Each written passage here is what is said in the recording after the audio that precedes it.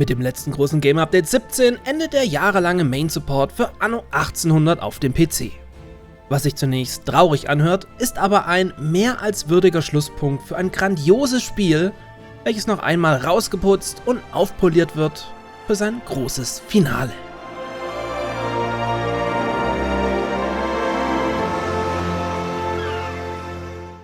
Ubisoft hat versucht, nichts dem Zufall zu überlassen. Musste doch diesmal alles sitzen, da es großartige Nachbesserungen diesmal nicht mehr geben kann. Nach dem erfolgreichen Beta-Test und dem Einholen an Feedback aus der ganzen Anno-Community präsentiert man uns jetzt mit dem Game Update 17 ein würdiges Finale, welches hoffentlich keine neuen Probleme auslösen wird.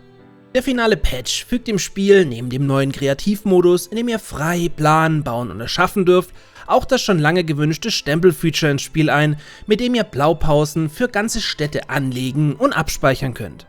Im Detail haben wir diese beiden Funktionen in vorherigen Anno-News bereits besprochen, daher blende ich euch diese oben gerne nochmal ein.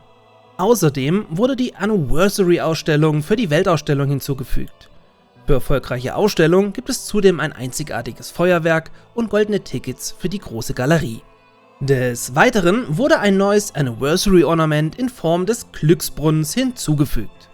Auf der Balancing-Seite wurde die durchschnittliche Zufriedenheit für Touristen neu berechnet, sodass diese zukünftig mehr berücksichtigt werden.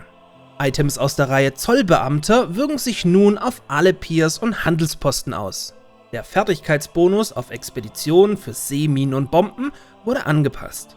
Das Zoo-Set Stolze Savanne schwächt nicht mehr die elektrifizierten Weiden und der bisher inkonsistente Verbrauch des Feuerlöschers wurde behoben und beträgt nun 1 Tonne pro Zyklus. Die Drop-Chance für die Dächer der Stadt-Items Blauer Himmel und Schneller Reichwerden bei Händlern wurde verringert, sowie ebenfalls die Lagerhausreichweite für fortgeschrittene städtische Einrichtungen, dafür aber die Gesamtreichweite sowie die Geschwindigkeit erhöht. Last but not least wurden dann noch die Attraktivitätsbedingungen für die Hacienda-Richtlinien, Ortsversammlungen und Entladegenehmigungen angepasst bzw. verringert. Generellere Verbesserungen gab es im Lagerhaus sowie im Expeditionsbildschirm, wodurch ihr hier jetzt nach Waren suchen könnt. Außerdem gibt es im Expeditionsbildschirm jetzt Voreinstellungen für genau die Arten und Fertigkeiten, die benötigt werden. Dem Handelsroute-Menü wurde ein Bestätigungs-Pop-up hinzugefügt, wenn eine Handelsroute geändert wurde, sowie ebenfalls um die Möglichkeit nach der Warensuche über ein Suchfeld erweitert. Die veraltete Imperial Pack-Seite beim Start eines neuen Spiels wurde entfernt, da alle Skins nun direkt über den Skin-Button verfügbar sind. Wie in der Console Edition könnt ihr die Inseln eurer Minimap nun vollständig einfärben, um eine bessere Übersicht zu erlangen. Ebenfalls wie auf den Konsolen lassen sich jetzt Straßen über das Update-Tool direkt aufwerten. Hacienda-Brauereien können nun durch Elektrizität aufgewertet werden und Items, die Strom liefern, wirken sich nun auch auf die Aluminiumschmelze aus. Das Flammenwerfer-Monitorschiff kann jetzt auch bei Fahrt angreifen und das Bierfest wirkt sich jetzt auch auf die Cognac-Multifabrik aus. Yeah! Speziell für Modder, die zukünftig weiteren Content liefern sollen, wurde die Datasets.xml im Spieleordner verfügbar gemacht. Außerdem wurden diverse Platzhaltereinträge angelegt sowie das Skin-Painter-Tool für alle Regionen ebenfalls verfügbar gemacht.